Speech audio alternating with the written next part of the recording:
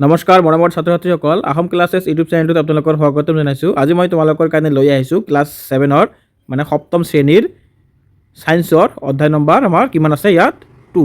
ছাত্ৰ ছাত্ৰীসকল তোমালোকে ভিডিঅ'টো স্কিপ নকৰাকৈ চাই থাকিবা। আজি মই লৈ আহিছোঁ বৈদ্যুতিক বৰ্তনী আৰু সেইবোৰৰ উপসংসমূহ। তোমালোকে এই পাৰ্টটোৰ যিমানখিনি অনুশীলনী কুৱেশ্যন আছে আৰু এক্সট্ৰা যিমানখিনি কুৱেশ্যন আছে সকলোখিনি মই এইটো ভিডিঅ'ত লৈ আহিছোঁ। তোমালোকে ভিডিঅ'টো স্কিপ নকৰাকৈ চাই থাকিবা, তেনেহ'লে ইয়াৰ পৰা তোমালোকৰ এক্সামৰ কাৰণে বহুতখিনি কুৱেশ্যন কমন পৰিব। আৰু তোমালোকে যিসকলে নতুন আহিছে মোৰ চেনেলটোত কি কৰিবা, তোমালোকে চেনেলটো ছাবস্ক্ৰাইব কৰি ৰাখি দিবা আৰু বাকীবিলাক চেপ্টাৰৰ ভিডিঅ' পোৱাৰ কাৰণে। চ' আমি এতিয়া আৰম্ভ কৰিম 1 নম্বৰটো, তলৰ প্ৰশ্নবোৰৰ শুদ্ধ উত্তৰটো বাছি উলিওৱা। যেনেকুৱা আমাৰ 1 নম্বৰৰ ৰোমান 1ত কি দিয়া আছে, তলৰ কোনটোৱে ইয়াৰ মাজেৰে বিদ্যুৎ প্ৰবাহ হ'বলৈ দিব। এইটো একেবাৰে ইজি কুৱেশ্যন হয়, সেইটো সকলোৱে পাৰে, মানে কোনটো কিহৰ মাজেৰে বিদ্যুৎ প্ৰবাহ পাৰ হৈ যাব পাৰে। ইয়াত ক নম্বৰত যেনেকুৱা দিয়া আছে, দিয়াচলাইৰ কাঠি, প্লাষ্টিকৰ ফুট, মমৰ ৰবৰ আৰু লোৰ গজাল। এইটো হ'ব আমাৰ কি সঠিক উত্তৰটো হ'ব লোৰ গজাল। ইয়াত 6 উত্তৰ কি দিয়া আছে আমাৰ লোৰ গজাল, কাৰণ ল এবিধ ধাতু আৰু বিদ্যুতৰ পৰিবাহী।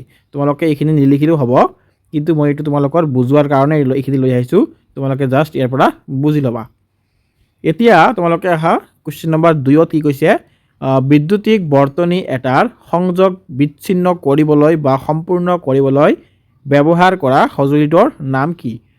ইয়াত 4টা অপশ্যন দিয়া আছে, তাৰ ভিতৰত মই গোটেইখিনি পঢ়ি নাযাওঁ, ডাইৰেক্ট এনচাৰটো কৈ যাওঁ তোমালোকৰ। সেইটো হ'ব আমাৰ ছুইচ, কাৰণ গোটেইখিনি ক'বলৈ গ'লে ভিডিঅ'টো বহুত ডাঙৰ হৈ যাব, সেইকাৰণে মই জাষ্ট এনচাৰখিনি কৈ আছোঁ। তোমালোকে কি কৰিবা, অলপ ভালকৈ মনোযোগেৰে চাবা, পাৰিলে পঢ়ি ল'বা এবাৰ, তেনেহ'লে তোমালোকৰ কি হ'ব বস্তুখিনি ইয়াতে ক্লিয়াৰ হৈ যাব। ভিডিঅ'টো প'জ কৰিবা, মানে বন্ধ কৰিবা, বন্ধ কৰি কুৱেশ্যনটো এনচাৰখিনি ভালকৈ পঢ়ি ল'বা। এতিয়া তোমালোকে 3 নম্বৰটো চোৱা, কি কৈছে আমাৰ, তলৰ কোনটো অপৰিবাহী। অপৰিবাহী ক'লে বুলি তোমালোকে গমে পোৱা কোনটো বস্তু অপৰিবাহী হয়।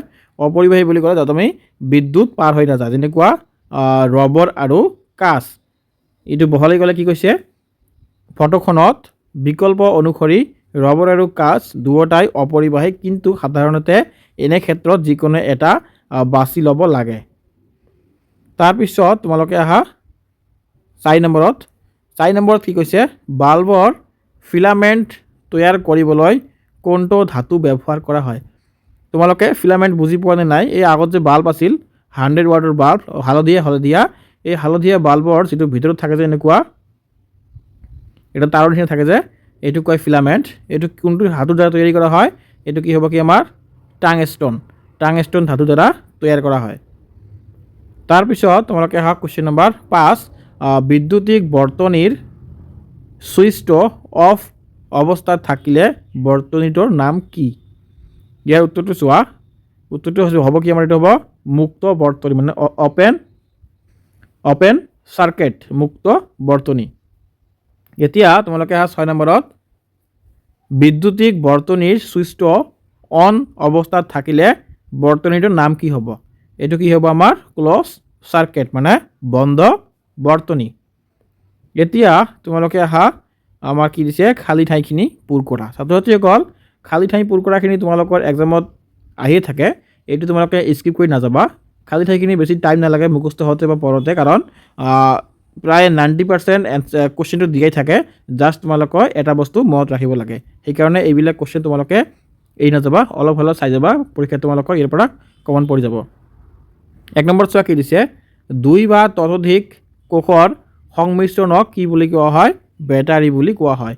2টা বা ততোধিক কোষ যদি একেলগে হয় বা সংমিশ্ৰণ হয়, তাক কি বুলি কয়, বেটাৰী বুলি কয়। 2 নম্বৰটো কি হৈছে চোৱা, আমাৰ শৰীৰটো বিদ্যুতৰ কি পৰিবাহী হয়, এইটো আমাৰ সুপৰিবাহী, মানে আমাৰ শৰীৰৰ মাজেৰে বিদ্যুৎ পৰিচালনা হ'ব পাৰে। যেনেকুৱা এই মানুহটো আছে, ই যদি কাৰেণ্টত এটা তাৰত লাৰি দিয়ে, তেনেহ'লে এই মানুহটোৰ শৰীৰৰ মাজে মাজে বিদ্যুৎটো চলাচল হ'ব, সেইকাৰণে আমাৰ শৰীৰটো বিদ্যুতৰ সুপৰিবাহী বুলি ক'ব পাৰি। 3 নম্বৰটো কি কৈছে, বৈদ্যুতিক কোষ এটাৰ 2টা টাৰ্মিনেল থাকে। বৈদ্যুতিক কোষ এটাৰ কেইটা টাৰ্মিনেল থাকে, 2টা টাৰ্মিনেল থাকে। যেনেকুৱা বিদ্যুতৰ প্লাছ আৰু মাইনাছ। এইখিনি এনেকৈ তোমালোকে বুজিলে হৈ যাব যে দুটা টাৰ্মিনেল থাকে। তাৰপিছত চোৱা 4 নম্বৰত কি দিছে, বিদ্যুৎ কেৱল বন্ধ বৰ্তনী এটাতহে প্ৰবাহিত হ'ব। এইটো তোমালোকে অলপ চাই ল'বা।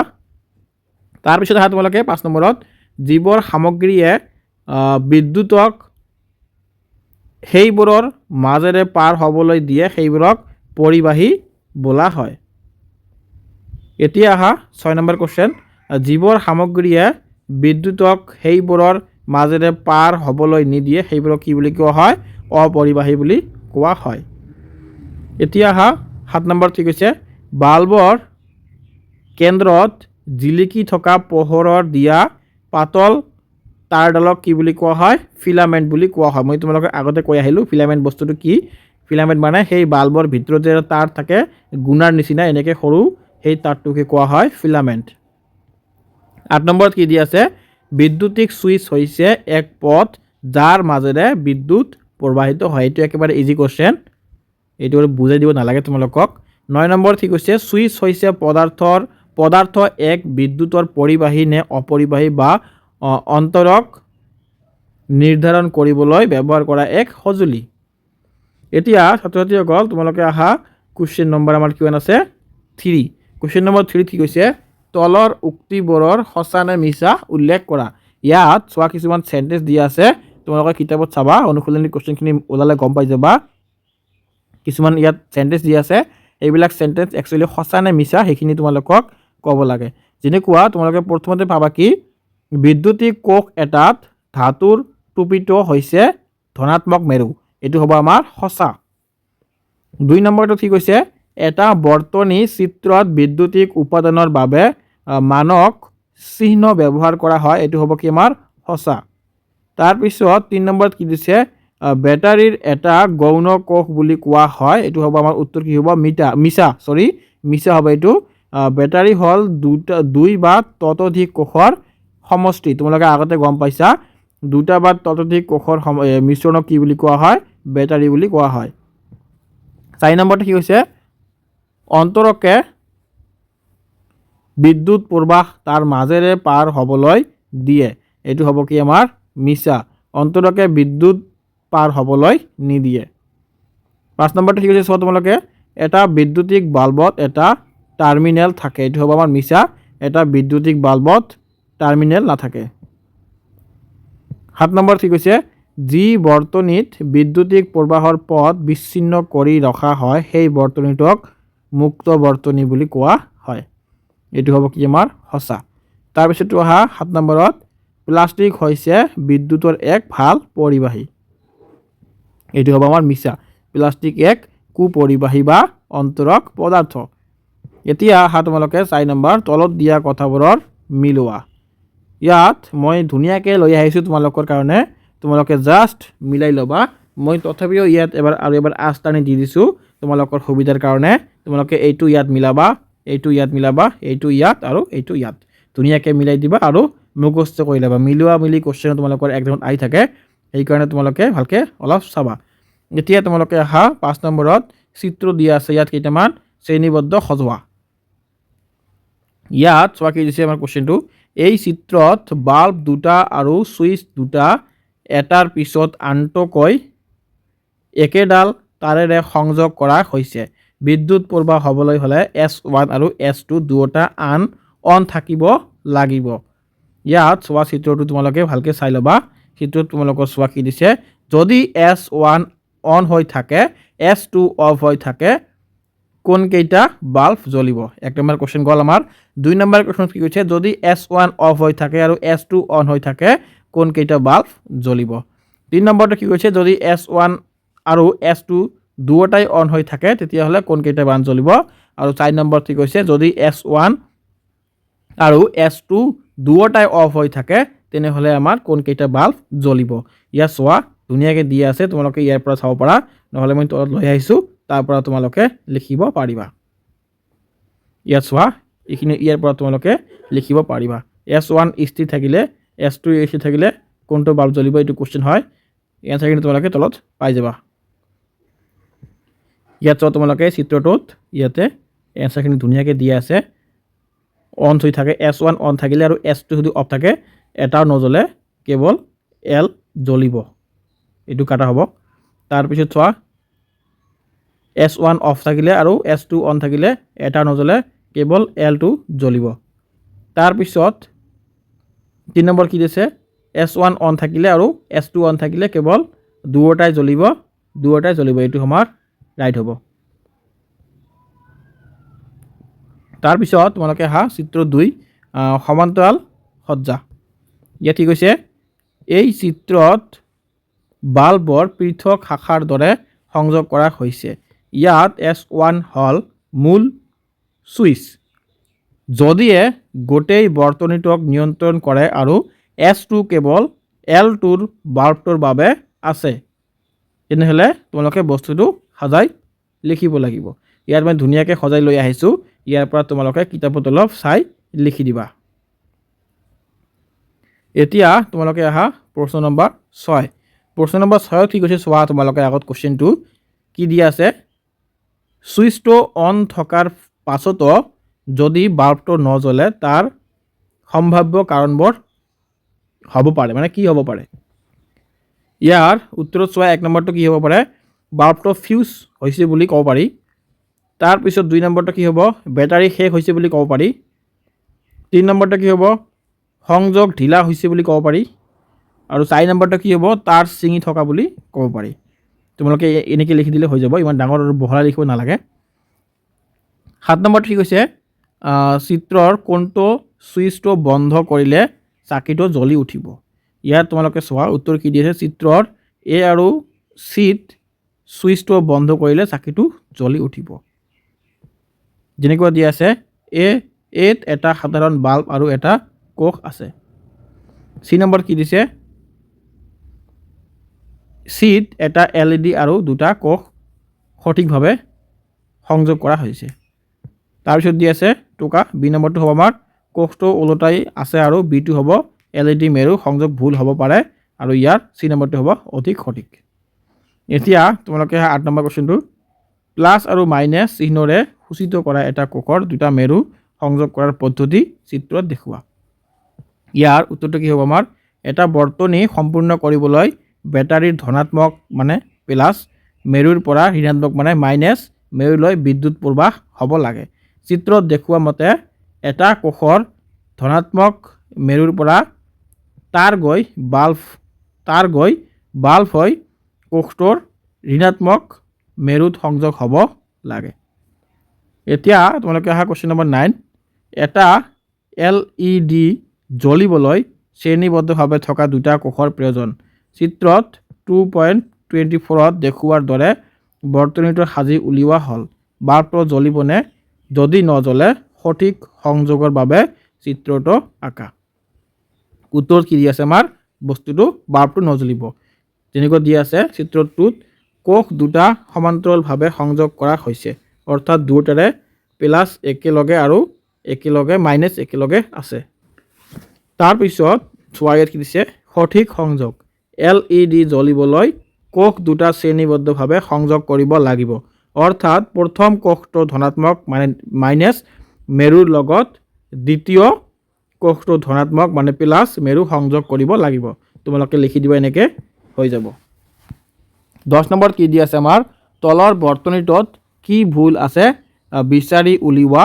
এতিয়া বৰ্তনীটো কেনেকৈ সংযোগ কৰিব লাগে তাক দেখুৱাবলৈ চিত্ৰ এটা আঁকা।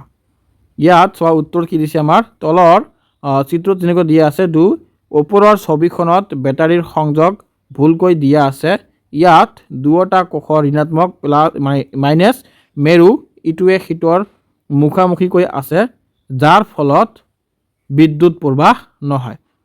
তাৰপিছত চোৱা সংশোধন, কোষ দুটা এনেদৰে সংযোগ কৰিব লাগে যাতে এটাৰ ঋণাত্মক মানে মাইনাছ মেৰু আনটোৰ ধনাত্মক মানে প্লাছ মেৰুৰ সৈতে লাগে, যেনেদৰে ছবিখনত তলৰ অংশ দেখুওৱা হৈছে। তোমালোকে এতিয়া কুৱেশ্যনটো পঢ়িবা, তোমালোকে কি কৰিবা, কিতাপটো লগত লৈ ল'বা, তেনেহ'লে বস্তুবিলাক ভালকৈ বুজি পাবা। এতিয়া আহা 11 নম্বৰত, তোমাৰ ঘৰত সুইচ মেৰামতি কৰোঁতে ইলেক্ট্ৰিচিয়ানজনে কিহৰ হাত মোজা পিন্ধে। এই উত্তৰটো হ'ব, ইলেক্ট্ৰিচিয়ানজনে ৰবৰৰ হাত মোজা পিন্ধে, কাৰণ ৰবৰ হ'ল বিদ্যুতৰ অপৰিবাহী পদাৰ্থ। ই পিন্ধিলে কাম কৰি থকা অৱস্থাত ইলেক্ট্ৰনিক শক লগাৰ ভয় নাথাকে, মানে কাৰেণ্ট লগাৰ ভয় নাথাকে। এতিয়া তোমালোকে 12 নম্বৰ কোৱেশ্চন, বিদ্যুৎ পৰিবাহী হোৱা সত্ত্বেও ই বিপদজনক হ'ব পাৰে, কেনেকৈ সেই বিষয়ে চিত্ৰসহ আলোচনা কৰা। উত্তৰ যেনেকুৱা দিয়া আছে আমাৰ, বিদ্যুৎ আমাৰ বাবে অতি প্ৰয়োজনীয় হ'লেও ই বিপদজনক হ'ব পাৰে যদিহে শৰ্ট চাৰ্কিট হয়। এইখিনি তোমালোকক লিখিব নালাগে, জাষ্ট তোমালোকে ইয়াৰ পৰা লিখিবা। যদি শৰ্ট চাৰ্কিট হয়, তাৰপিছতো হ'ব পাৰে কি অসাৱধানতা, তাৰপিছতো হ'ব কি আমাৰ অভাৰলোডিং, তাৰপিছত তোমালোকে আহা আকৌ এইবিলাক আমাৰ এডিশ্যনেল কুৱেশ্যন, ইয়াৰ পৰা তোমালোকৰ একদম আহিব পাৰে, কিন্তু এইবিলাক কুৱেশ্যন তোমালোকৰ অনুসূচিত নাই, মই তোমালোকৰ কাৰণে এক্সট্ৰাকৈ লৈ আহিছোঁ, তোমালোকে চাই থাকিবা। বিদ্যুৎ কোষৰ মেৰু দুটা কি কি? উত্তৰত দিয়া আছে বিদ্যুৎ কোষৰ মেৰু দুটা হ'ল ধনাত্মক মেৰু আৰু এটা হ'ব কি আমাৰ ঋণাত্মক মেৰু। 2 নম্বৰত কি দিয়া আছে, বিদ্যুৎ কোষৰ কোনটো অংশক ঋণাত্মক মেৰু বোলা হয়? উত্তৰত দিয়া আছে বিদ্যুৎ কোষৰ ওপৰৰ ফালে থকা ধাতুৰ টুপিটোক ঋণাত্মক মেৰু বোলা হয়। 3 নম্বৰত কি দিয়া আছে, বিদ্যুতিক বাল্বৰ যিডাল মিহি তাৰৰ পৰা পোহৰ নিৰ্গত হয় তাক কি বোলা হয়? উত্তৰটো হ'ব বিদ্যুতিক বাল্বৰ পোহৰৰ নিৰ্গত কৰা মিহি তাঁৰডাল ফিলামেণ্ট বোলে। 4 নম্বৰত কি কৈছে, দুটা বা ততোধিক কোষৰ সংযোগ কি বোলা হয়? উত্তৰটো হ'ব কি আমাৰ দুটা বা ততোধিক বিদ্যুতিক কোষৰ সংযোগ বেটাৰী বুলি কোৱা হয়। এতিয়া আহা 5 নম্বৰত কি কৈছে, বিদ্যুতিক বৰ্তনী এটা কেতিয়া সম্পূৰ্ণ হয়? এই উত্তৰটো হ'ব কি, যেতিয়া বিদ্যুৎ কোষৰ মেৰু দুটাৰ সৈতে পৰিবাহী তাঁৰ আৰু বৈদ্যুতিক সঁজুলি যেনে বাল্ব এটা অবিৰত পথত সংযোগ কৰা হয়, তেতিয়া বৰ্তনীটো সম্পূৰ্ণ হয়। তাৰপিছত 6 নম্বৰত আহা, ফিউজ হোৱা বাল্ব এটা কিয় নজ্বলে? আমি যে বাল্ব আছে, বাল্ব ফিউজ হ'লে কিয় নজ্বলে তোমালোকে এতিয়া গম পাই যাবা। ফিউজ হোৱা বাল্বৰ ভিতৰত থকা ফিলামেণ্টডাল ছিঙি যায়, যাৰ ফলত বিদ্যুৎ প্ৰবাহৰ পথটো বন্ধ হৈ পৰে, সেইবাবে ফিউজ হোৱা বাল্ব এটা নজ্বলে। 7 নম্বৰত কি কৈছে, এলইডিৰ সম্পূৰ্ণ নাম কি? এইটো তোমালোকৰ খুবেই ইম্পৰ্টেণ্ট। এলইডিৰ সম্পূৰ্ণ নাম হৈছে লাইট ইমিটিং ডিঅ'ড, লাইট ইমিটিং ডিঅ'ড, তোমালোকে এইটো মনত ৰাখিবা। 8 নম্বৰত কি কৈছে, এলইডি চাকিৰ আয়ুষ কিমান বছৰ, মানে কিমান বছৰ থাকে তাৰ আয়ু, মানে ৱাৰেণ্টি। এলইডি চাকিত সাধাৰণতে বাল্বৰ দৰে কোনো ফিলামেণ্ট নাথাকে, তাৰ পৰিৱৰ্তে ইয়াত অৰ্ধ পৰিবাহী পদাৰ্থ ব্যৱহাৰ কৰা হয়, যিবোৰ অতি কঠিন আৰু সহজে নাভাঙে, সেয়াহে ইয়াৰ আয়ু বেছি। সেইকাৰণে এলইডি বাল্ববিলাক বহুদিন নষ্ট নহয় বা ফিউজ নহয়। বিদ্যুৎ প্ৰবাহৰ দিশ কোনটো মেৰুৰ পৰা কোনটোলৈ বুলি ধৰা হয়? উত্তৰটো হ'ব বিদ্যুতিক বৰ্তনী এটাত বিদ্যুৎ প্ৰবাহৰ দিশ সদায় বিদ্যুৎ কোষৰ ধনাত্মক মেৰু মানে প্লাছৰ পৰা ঋণাত্মক মেৰু প্লাছ মাইনাছ বুলি ধৰা হয়। এতিয়া আহা 10 নম্বৰত, মুকলি বৰ্তনী আৰু বন্ধ বৰ্তনীৰ মাজত পাৰ্থক্য কি?